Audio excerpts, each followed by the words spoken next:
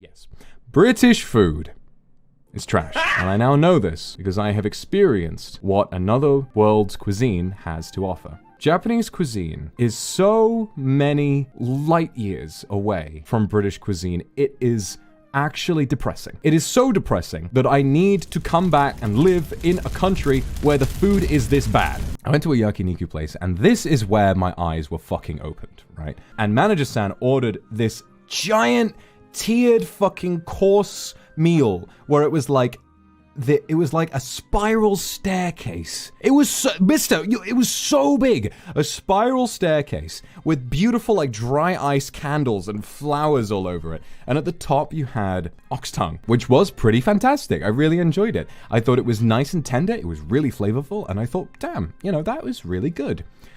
I was not prepared for what was to come. Whatever the fuck it was that came next was this thin strip of meat. I'm not sure what part of the cow it came from, but it was a thin strip of meat. In the UK, there are some restaurants that will say they are going to serve you Wagyu beef. They are lying. They are 100% lying. They are not serving you Wagyu beef. They are serving you a pale fucking imitation, because what I was staring at was real A5 Wagyu beef. It was thin, and it was like 80% intramuscular fat. I couldn't believe how marbled it was. I was in awe. The manager-san started cooking it for us because he was more experienced. And we had a little row of dips that we could use. And so I dunked it in some sort, I think it was in soy sauce, and I gave it a bite. And when I say that cut of meat disappeared, melted in my mouth, melted on my tongue in 3 seconds flat, with all the goodness and happiness from all of the happiness and memories that cow carried with it throughout its entire life up until its death, at which point it was then placed upon my plate. All of that love, warmth, and happiness melted straight on my tongue, and I have to say, if I wasn't in a business environment, I would have came everywhere. It was mag-fucking-nificent. Oh my God, the sushi. Oh, the sushi we had. So, you guys know me very well. I don't like seafood at all. It doesn't please me.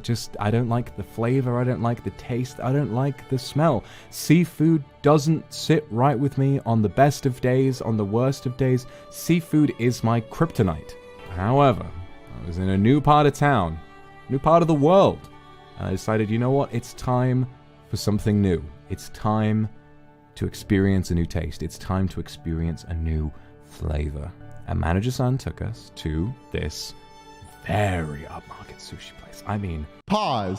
Very upmarket sushi place. Very upmarket sushi place.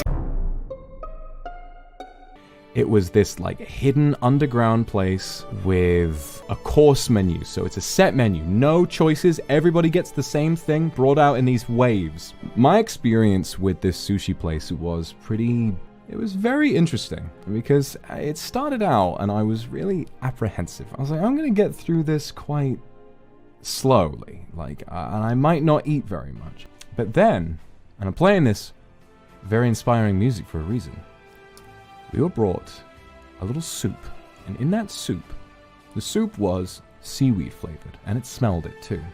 And in that soup was a crab cake. And I smelled it and I thought, no.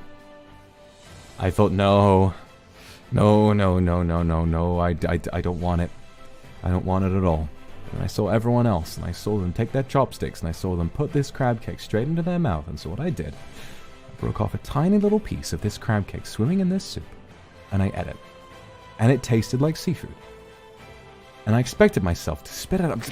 No, that's but then I sat there with the crab cake in my mouth, and I started thinking, this ain't half bad. And so, I took another bite. And I thought, you know what? This ain't half bad at all. And I kept eating, and I ate, until the crab cake was all done. And then, the challenge of the evening had only just begun. For next, we were presented with a round of raw yellowtail tuna. And I sat there and I readied myself for battle. Readied myself to do battle with this food. We had there was sort of some white cuts of fish and some red cuts of fish in this little bowl. And I was worried. I thought, raw fish, this is the last thing I ever thought I would want to eat. And I got my chopsticks, and I bent down, and I gave it a sniff, and it didn't smell too fishy, and I thought, maybe it won't be so bad. I took a bite. I loved it. And I loved it. I thought it was delightful. I scooped the other one up and I put it straight in my mouth right away. And of course it came with a little side of wasabi, and I was running it around in the wasabi, and I was eating plenty of it, and I was loving every single morsel that I was eating. I thought it was so beautiful. But the white cuts of tuna that I had first weren't even anywhere near as good as the red cuts. The red cuts were presented on this little mint leaf, and I picked up the mint leaf with a piece of this red tuna in it and put the whole thing in my mouth, and it might have been the best thing I'd eaten all day. It tasted so unlike anything I was expecting. It was, I don't know, it didn't even taste like seafood. It had this beautiful, like, sort of soft, neutral texture, but with a very powerful, I'm not really sure how to describe the flavor, but it was new, brand new. And I've lived so long, I didn't think there were many more flavors for me to try, and here they were, brand new ones. Laid out in front of me, it unlocked a whole new world. And it was at that moment that I realized, I don't hate seafood. I just hate British seafoods.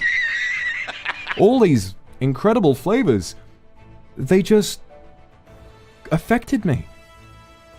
And I knew on that day, I hadn't been defeated by seafood. I had won! That went really well with the music, didn't it? I'm a fucking genius. So yeah.